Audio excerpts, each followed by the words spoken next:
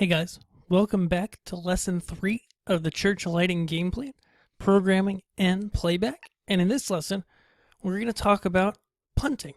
So as I've teed up thus far, punting is basically running a show completely live as it comes to you. And so I often punt when I'm lighting a band that I've never lit before, or if I'm doing a conference where there's a lot of bands or music and I don't know what songs they're going to play.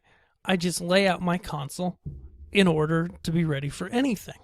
So what this entails is you're going to basically break everything down into intensity, focus, color, beam, and effects, and put it on faders and buttons and touchscreen stuff so that you can access it. So the first thing you're going to do is intensity, right?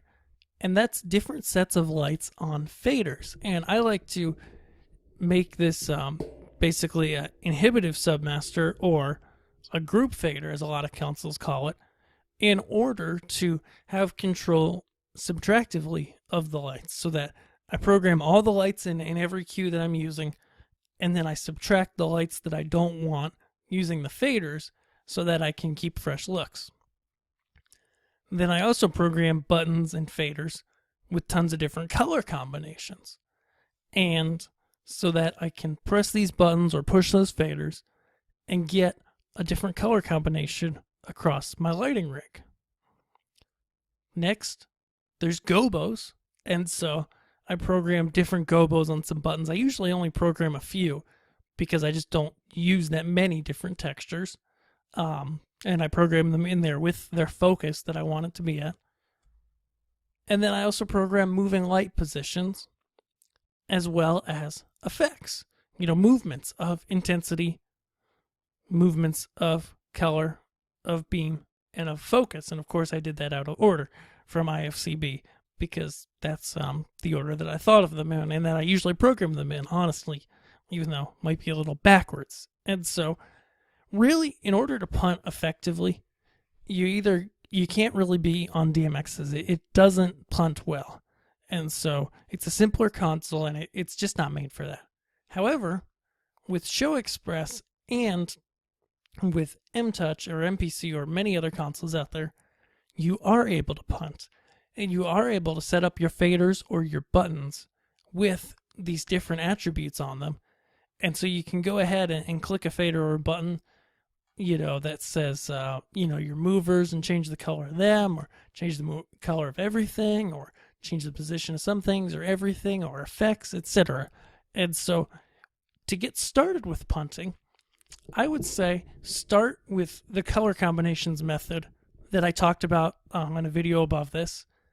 And from there, start adding your sets of intensities and start working with that. All right, so leave everything in the same position. If you got moving lights, leave them in the same place the whole service, and just work with colors and with the intensity of different groups of lights. And then when you feel comfortable with that, you can start doing different positions and adding in gobos and adding in effects as it works for you and as you learn how to manage a show on your console. Because this is definitely the most difficult way to run a show.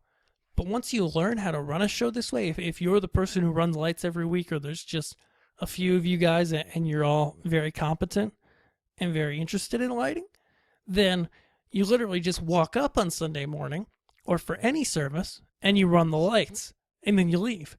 There isn't any having to pre-program or think through things or pick out a color scheme that you've got programmed for every song. Though if you have a set list, which you should because it's worship, but you don't always, it's good to jot down some ideas you have of colors. But again, you totally don't have to do that. And that's basically how you can get started with punting if that's something you're interested in. So I hope you guys have really enjoyed this lesson on some different ways that you can put the lights into your console. Obviously, I started off with talking about how it was very confusing to me at first how in the world to program and playback lights from a console. And I'm so glad I learned, and I really hope that this has done the same for you.